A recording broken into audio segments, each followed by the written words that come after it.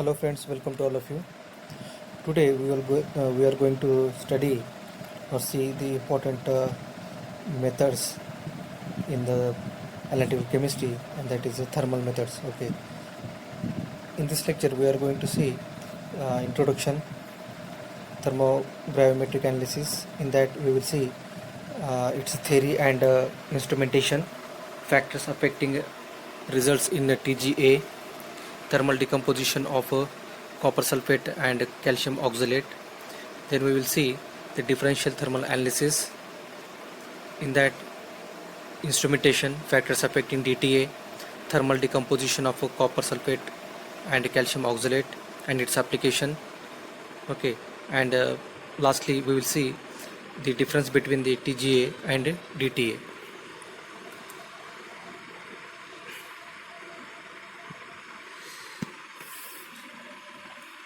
This thermal analysis or thermal method is a branch of analytical chemistry where the property of a sample or analyte or the substance are studied as the temperature changes. As it okay, so as the change in temperature, the properties of an analyte or a sample are studied in these thermal methods or in this analysis. Okay, in other way we can also say that these methods are those in which changes in the physical or chemical properties or both of a substance are measured as a function of a temperature. Okay, that means as a temperature changes, the change in physical and chemical properties of substances or samples are recorded against the temperature. Okay,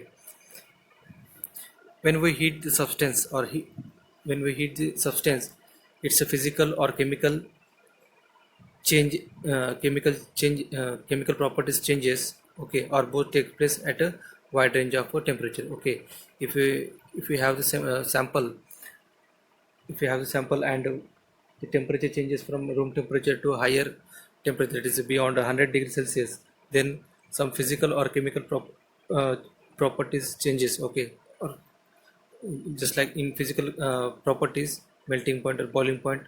Okay, and in a chemical, it's maybe a decomposition.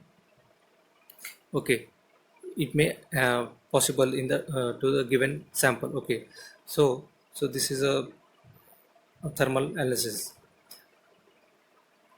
Now there are different types of thermal analysis are there, where the heat, the study of physical or chemical properties are studied are taken place. Okay, with a wide range of temperature. Now they are as follows. First one is a thermogravimetric analysis (TGA). Second one, differential thermal analysis (DTA). Now these two analyses we are going to see in detail in this lecture. Then the another thermal analysis is a differential scanning calorimetry, which is abbreviated as a DSC. Then thermometric titration, and lastly the evolved gas analysis. It is given by this, which is given by the which is abbreviated as a EGA. Before going in detailed study of TGA and DTA, let's take a look at in brief other methods also. The differential scanning calorimetry.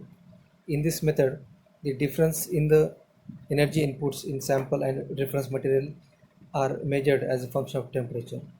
In thermometric titration, the change in temperature are measured or recorded during the course of titration. Okay, that means the change during the titration, the whatever the temperature changes, they are recorded in this type of methods. Then evolved gas analysis. In this type of method or analysis, the qualitative and quantitative analysis of volatile products are studied. Okay, during the thermal decomposition. This then differential thermal analysis. It will be we will see in detail, but before that we'll see in brief the temperature difference between sample and the reference material is measured as a function of temperature. That means the temperature difference of sample and reference material under study are recorded, okay, and uh, they are plotted against the temperature. So these are the thermal analysis in brief. Now we will see in details TGA.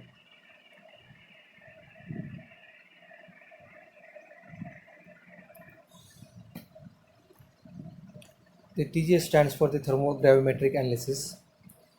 In this method, the substance is ignited to a known composition. That means we have the known compound, and that compound is ignited and decomposed to another known compound. Okay, the main purpose of this ignition is to evolve or evaporate the water content inside the sample or the substance. For example, if we have the ferric hydroxide, when we heated, when we ignite this ferric hydroxide, the water molecules from this compound is evaporated in the form of H2O, and the dried molecule, the dried compound of a ferric oxide is obtained. Okay, so this is a one of the this is a purpose of this thermogravimetric analysis. Also, it is important to note that apart from the evolution of or vaporization of the water, the decomposition of the samples also takes place. Okay, so uh, it is very important to know beyond what temperature the compound is going to be decomposed. Okay, and that information can be obtained from this type of analysis, that is a gravimetric analysis. Okay, uh, if you see here, the temperature beyond which substance would not go decompose is determined from the thermogravimetric curve. So here in this type of analysis, we will get a curve or graph from which we can understand at what temperature the given compound is going to be decomposed.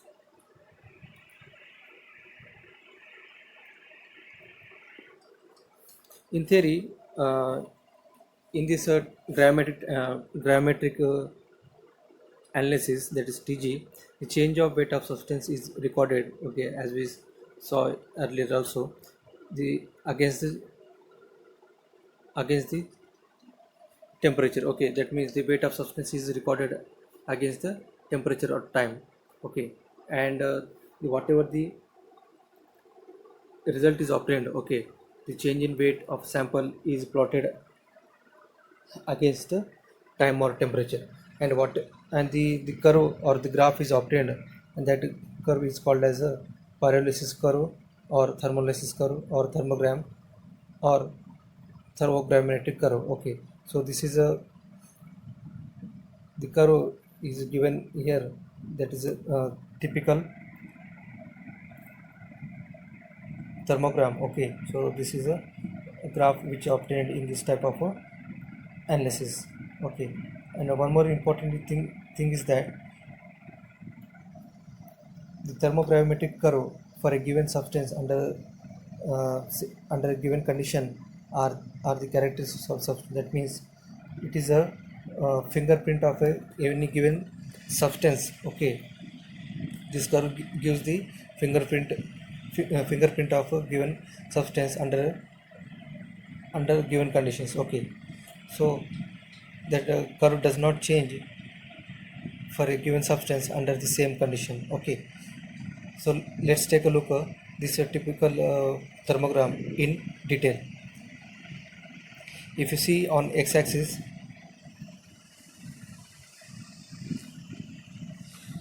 the temperature is there. Okay, on x-axis temperature is given, and on y-axis it is a mass. Okay, so it is a graph in between the mass against the temperature. Now if you see in the graph, there are two lines are there, horizontal as well as a vertical.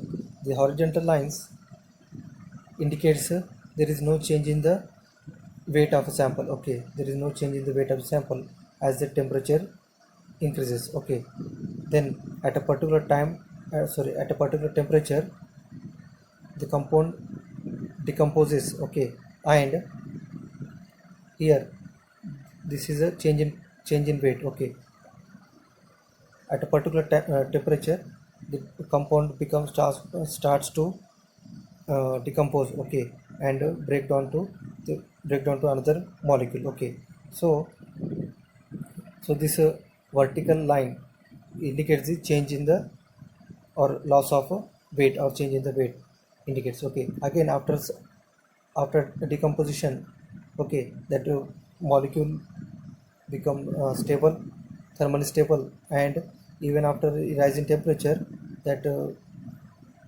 new compound become stable, and no change, there will be no change in the weight. Okay, so this is a typical thermogram or thermolysis curve in a which is obtained in the study of thermal analysis.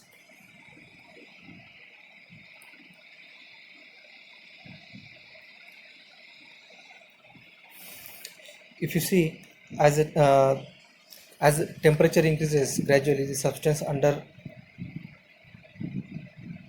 undergoes gradual decomposition. Okay, and change in the mass occurs with the breaking of the chemical bonds at a particular temperature, as we see in the graph also. Okay, as the temperature gradually increases, the substance undergo decomposition, and the mass the change in the mass occurs. Okay, after decomposition, that is only because of the breaking of chemical bonds at a particular time temperature. Okay, at a particular temperature, the substance stables. Okay, and beyond that temperature, the molecule of the substance starts to decompose by the breaking of the chemical bonds. Okay, so as a result of breaking of bonds, okay, the formation of a new products takes place at a higher temperature, and such a process continues. Okay, you can see here also the horizontal line indicates no change in the weight. Okay, as the temperature increases also. Okay, then after particular time, after particular temperature, the compound start to decompose by breaking the chemical bonds, and such a process continues. Okay, then from this thermogram, the for a given compound, okay, detailed information about energy and kinetics of a different reactions at a higher temperature can be obtained. Okay, from this thermogram, it also gives information about new products which are formed during decomposition of new uh, decomposition of original compounds, and useful for the qualitative, which are very useful for the qualitative and quantitative analysis of and thermal stability of a given compound. Now we will see the instrumentation for TG. In instrumentation, we can see here the furnace is there. Okay, and inside the furnace the sample holder is suspended. Okay, and the sample holder is used for to keep the sample inside it. Okay, and which is connected to the balance. Okay, whatever the changes in the sample holder uh, during the process, the balance will measure, will record the weight of the that sample. Okay, now here the thermocouple is connected to the temperature programmer, and this thermocouple is very near to the sample holder. Okay, through which the temperature is recorded, and these two, the temperature and the balance, are connected to the recorder, so that we will get the graph at the end of the analysis. Okay, so this is a instrumentation of a TGA. Now here the main components for this instrumentation is balance, sample holder, furnace, temperature programmer, and the recorder. We will see these components in detail. Now we will see one by one the components. Okay, Now, first of all, the balance. It should be the accurate, sensitive, and give reproducible results. Okay, so balance should be the accurate, the whatever the amount weight of the sample is there, that should be accurate, sensitive in the sense, uh, for a small change in the small change in the weight of sample, it should be record. Okay, and it should be the reproduce, it gives the reproducible result. That means if you use that balance for a number of time, the same result should be obtained. It should have the high response, even a small change in the weight. They also have automatic adjustment of a sufficient range. So as we seen earlier, as we discussed earlier, okay, small change can be recorded in the balance. Okay, and it should be automatic adjustment of a such a sufficient range. Now the next component is sample holder. So it should be impervious. Okay, that means it should not be affected by the heat. Okay, it should not be affected by the heat. It must be the stable for the longer temperature range. Okay, also the geometry, size and shape of the sample holder have an important relation or effect on the shape of the TG curve. Okay, so the holder used in any case depends upon the nature and weight of the sample and temperature range to be employed. Generally, the cylindrical or V-shaped uh, sample holders are used. Okay. The next component is furnace. It should give the linear heating rate over the working temperature of the furnace. That means it the for every uh, for every minute, the temperature of the furnace should be rise in 2 to 3 degrees Celsius, or 3 to 5 degrees Celsius per every minute. Okay, so again, in this furnace, this the size is also important. Okay, because if you have the low mass furnace, then it is a it cools very quickly. Okay, but at the same time, it is very difficult to control.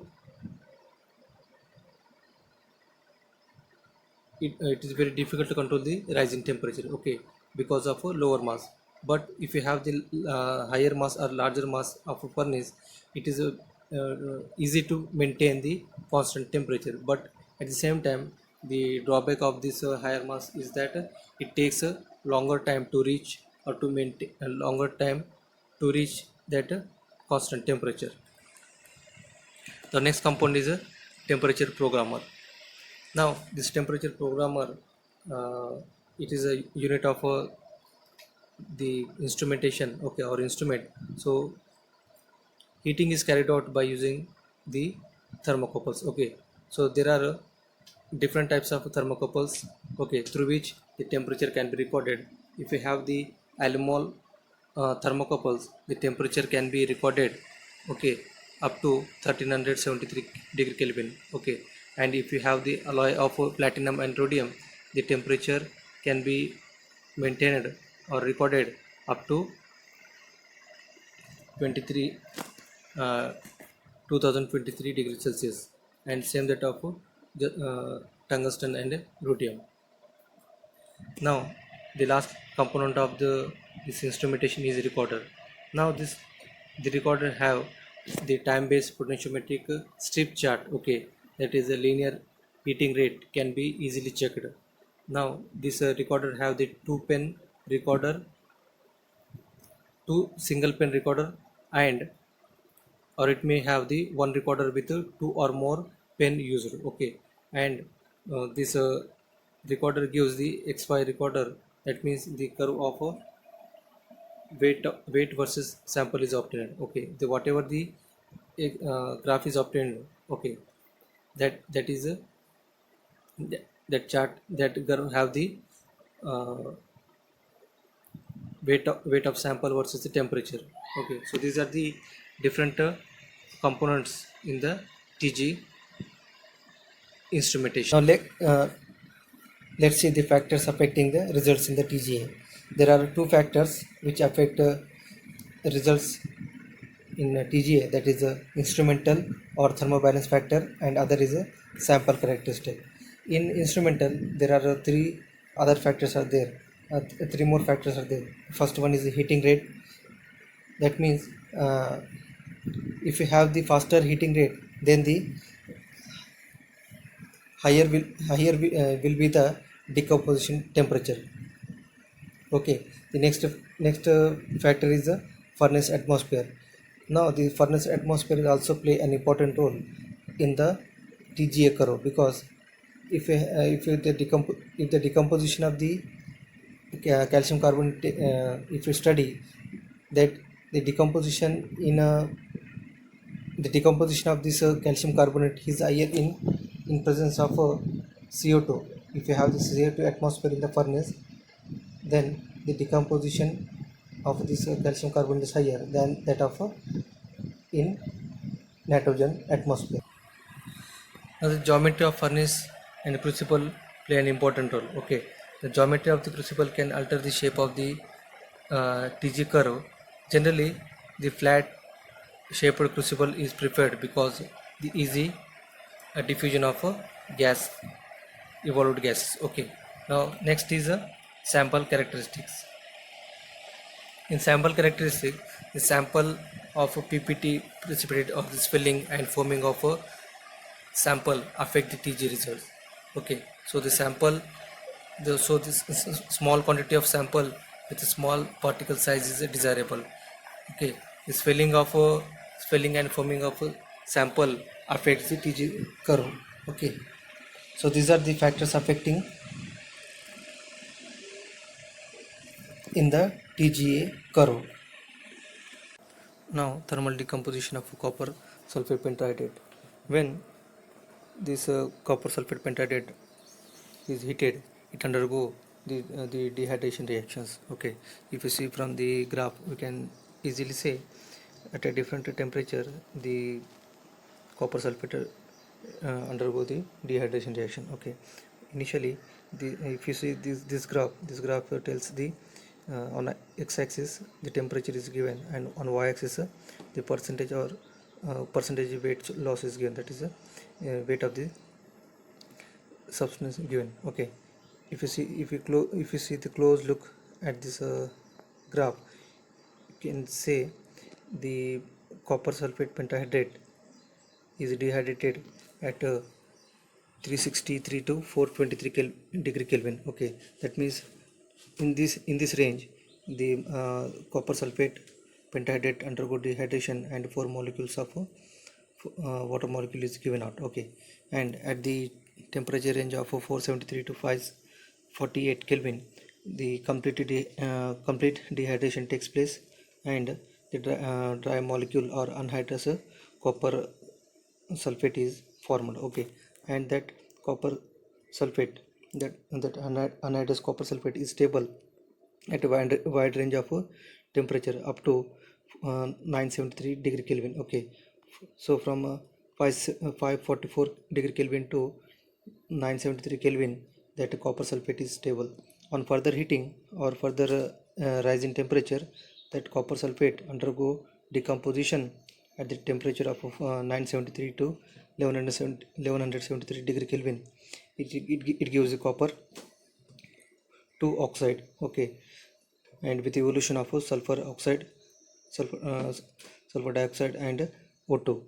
And at last, if you see on further rise in temperature around 1273 degree Celsius, degree Kelvin, that copper 2 oxide undergo the copper 1 oxide. Okay, so this is the curve which gives the decomposition of a copper sulfate pentahydrate. Okay, so this is one of the application in a TG. Now if you see the anhydrous of a copper sulfate is at a 548 degree Kelvin, so that means at 540 degree Kelvin, 540 degree Kelvin, the complete anhydrous copper sulfate is obtained. Okay, and at the temperature range of 548 to 973 degrees Celsius, this anhydrous copper sulfate is thermally stable. Okay, so this is a thermal decomposition of copper sulfate to pentadiene. Now let's see uh, thermal decomposition of calcium oxalate.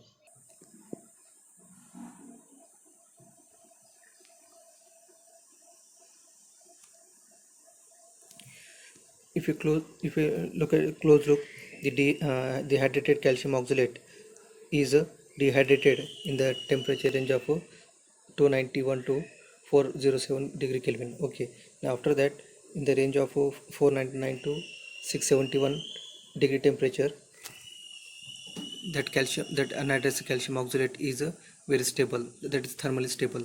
Okay, beyond the temperature of 671, the this anhydrous calcium oxalate start to decompose. Okay, and it in the range of 671 to 571 degrees Celsius, that anhydrous calcium oxalate undergo decomposition. Okay, to give the calcium carbonate. Now that calcium carbonate is stable in the range of 551 to 900 and 908 degree Kelvin. Okay, during this temperature range, that calcium carbonate is very stable in that range. Beyond that temperature, that is 908 degree Kelvin, that calcium carbonate undergo decomposition again up to 1111 degree Kelvin. Okay, and it gives the calcium oxide. Okay, with evolution of the CO2 gas. Now if you see the after formation of calcium oxide, that which is very stable.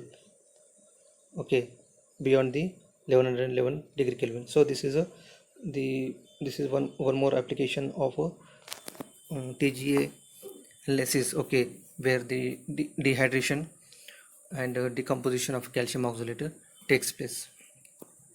Okay, now let's see the few more applications of TGA or thermogravimetric analysis. Now the in this application, it is very useful for the determination of a correct drying temperature and ignition temperature of the substance. Okay, then it is useful for determination of composition of complex mixtures. The thermal again the thermal decomposition of inorganic, organic and polymeric substances also takes place in this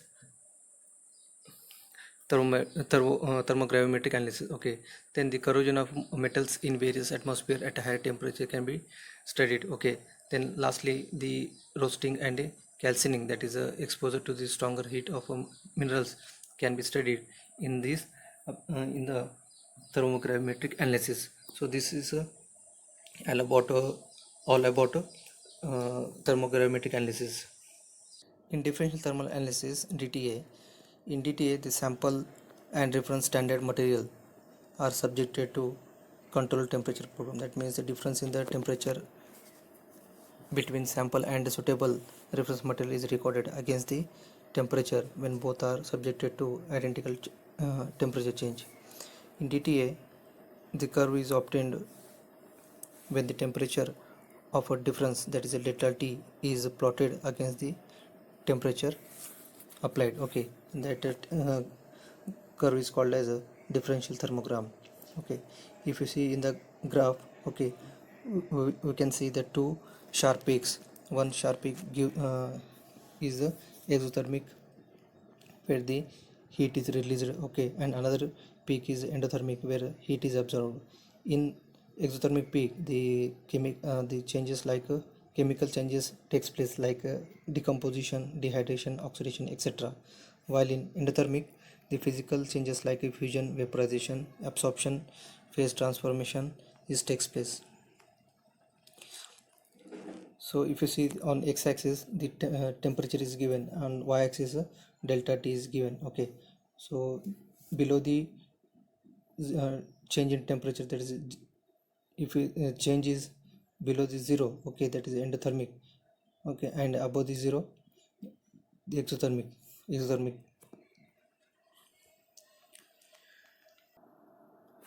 In instrument A, you can see there are few components are there. The first one is a sample holder, which consists of a sample as well as a reference material. You can see in the figure also. Again, the next component is a furnace. Now it is a electrical. It have the electrical heating system. Okay, and the winding in the wire winding in the furnace is of made up of nichrome and platinum, right? And it also have the furnace is also having the cooling system. After the heating, after analysis, the furnace or the instrument is quickly cooled by this cooling facility. Now the furnace is also having the also have the nitrogen atmosphere. So this inert atmosphere is maintained inside the furnace. Now the next component is a thermal programmer. Now this thermal programmer provides the uniform heating or cooling rate to the both sample as well as a reference material. The rate which gives this thermal programmer is around 10 to 20 degrees Celsius per minute. Okay, and which is maintained throughout. The next component is the recording system. The recording system consists of amplifier for signals received from the temperature sensors and also the differential temperature thermocouples. Okay, and these signals are recorded on a twin pen recorder. If you see in the figure, you can see uh, the sample and reference materials are placed in two different pans, and they are connected to the thermocouples, and they are also connected with each other, right? And which is covered by the furnace heater. Okay, and you can see the cooling jacket is also there. So this is the instrumentation of a DTA. If you see the working in the working, we will see the sample and reference material.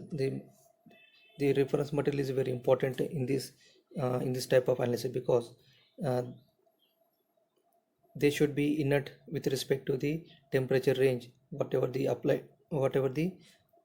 uh, applied temperature. Okay, the materials like alumina, magnesium oxide, glass beads, silicon oil, octyl thale octylphthalate are used as a reference material. Okay, the sample signal is converted into temperature. Okay, and which is plotted against the output across the sample reference delta t. Okay, the whatever the temperature is given to the sample, they are plotted on the x-axis, and the temperature difference between sample and reference material, they are plotted on a y-axis. Okay, and the curve whatever is obtained, that curve is thermogram, as we see earlier. So this is a assembly of a DTA, or you can say the block diagram. In this diagram, you can see uh, in the center the two fans are there for a sample and reference material, and they are connected to the each other by the thermocouples, and they are connected to the recorder, and the DC is there. Okay, the difference between these two uh, temperature is recorded, sample and reference, and they are also connected to the recorder. Now these two these two pans of sample and reference material, they are placed inside the furnace. Okay, and they are connected to that furnace is connected to the atmosphere control, where the nitrogen uh, is maintained. Nitrogen atmosphere is maintained. Also the cooling system is there. Okay, after the study, the furnace is to be cooled as early as possible. Okay, all these the temperature of this furnace is maintained to temperature programmer. So this is all about this is a um, assembly of DTA, that is a block diagram. Now the factors affecting DTA. Now there are two factors, major factors, that is sample characteristics and instrumental characteristics. In sample characteristic, the amount of a sample is one of the factor. Okay, the smaller the size of the sample gives a better resolution. Also the size also important. The if you have this small particle size is also important. Okay, the finely powdered sample used which affect the peak. Okay, if the particle size is increases, the peak area in the graph decreases. Okay, that means we will get the broad peak. Then the sample packing and as well as the diluent used, they are also affect the in the result of a DTA. Now next see the instrumental characteristic. In this instrumental, the sample holder is is play an important role in the DTA curve. Okay, the geometry and shape of the holder affects the peak. Okay, and the thermocouples which are used, they also play an important role in DTA. The location of thermocouples to reproduce the same results. That means the location of thermocouples that should be reproduce the same results. Okay, irrespective of the position in the furnace, the result should be same.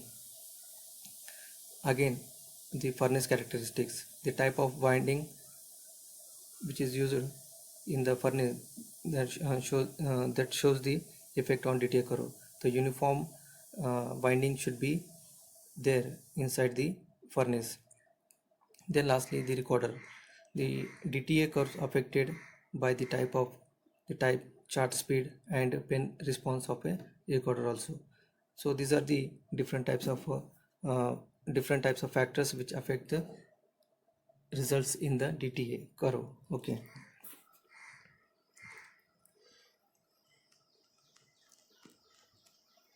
Now in the application of DTA, we can see we will see the decomposition of calcium oxalate hydrated. Okay, now if you see the graph, so we will have the uh, three peaks, and that three peaks are endothermic in nature. Okay, so the calcium oxalate is dehydrated at a temperature around 210 degrees Celsius. Okay, and the that is endothermic in nature.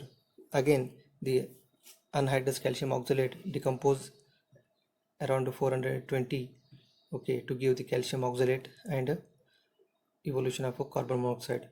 On further, at around 840 degrees Celsius, the calcium carbonate decomposes to calcium oxide and evolution of a carbon monoxide. So this gives the different thermogram of decomposition of calcium oxalate. Okay, now let's see the another example, differential thermogram for the dehydration of copper sulfate pentahydrate. Now this graph tells uh, it gives the three endothermic peaks. Okay, at the first peak, the first endothermic peak around 81 degrees Celsius to 96 degrees Celsius. In this range, the copper sulfate is undergo dehydration to give two molecules of water molecules. Okay, to give the two water molecules given out, and in the range of 111 to 120 degrees Celsius, it again dehydrated to give the two molecules uh, from the compound. And lastly, at in the range of 222 to 50 degrees Celsius, the the copper sulfate monohydrate is completely dehydrated. Okay, to give the anhydrous copper sulfate in the range of at uh, at 250 degrees Celsius. So this tells the evaporation. Okay, the dryness of calcium. The copper sulfate. Okay, so now let's see the few more applications of DTA. The DTA curve are the characteristics of a given substance and help to identify it. Okay, so this also, the DTA curve is also is a characteristic of a given substance under a given uh, experimental conditions. Okay, and it helps to identify the substance. Okay, then again the thermal stability of the oxalate, carbonate, oxides and metal complexes can be studied. Okay, the purity of organic materials like polymers, oils, fats, that can be determined by using the DTA. The heat of a reaction of chemical reaction and phase changes can be determined with the help of DTA. Next, the DTA is used for the identification and quantitative analysis of inorganic and organic materials. The DTA is also widely used in ceramic and metal manufacturing industries. It also gives the very accurate way of determining the melting point and boiling point, and also the decomposition temperature of many organic compounds. So these are the applications of DTA. Now in last we will see the difference between the TGA and DTA. If you see in the DTA, the TTA is based on the measurement of the mass of sample when subjected to higher temperature, while in DTA it is it measures or record the change in temperature change in temperature or energy with respect to reference material when both sample and reference material are subjected to high temperature. While in TGA it tells us the sample is losing weight and how much is less. Okay, so that means the TGA gives the loss in weight, while DTA give the information about the reaction, whether it is endothermic or exothermic. So this is the difference between the with respect to TGA and okay. Now in TGA they do not require any reference or standard material. Okay, in the TGA the only sample is required for the analysis, while in DTA along with the sample the standard material or reference material is required and they are subjected to the same temperature change. The TGA is unable to detect the process like dehydration, oxidation, okay, or melting point of a sample. Okay, so it is not able to detect the dehydration, oxidation, or melting point. Okay, while in DTA it is able to detect the process with the same with a sample like endothermic, exothermic, okay, during the decomposition of the sample. In TGA it is a single pan thermobalances user. Okay, so there is a single pan thermobalance user in TGA, while in DTA the double pan arrangement with the thermobalance is required or user. Okay, TGA is mainly applicable to study of simple molecules and salts, etc., while the DTA is widely used for the characterization or the study of polymeric, ceramic, and complex materials. So these are the difference between the DTA and TGA. I hope you understand the whole lecture regarding the thermal methods. Okay, if you are new to to my channel, please subscribe and leave your valuable comments in the comment section. Thank you.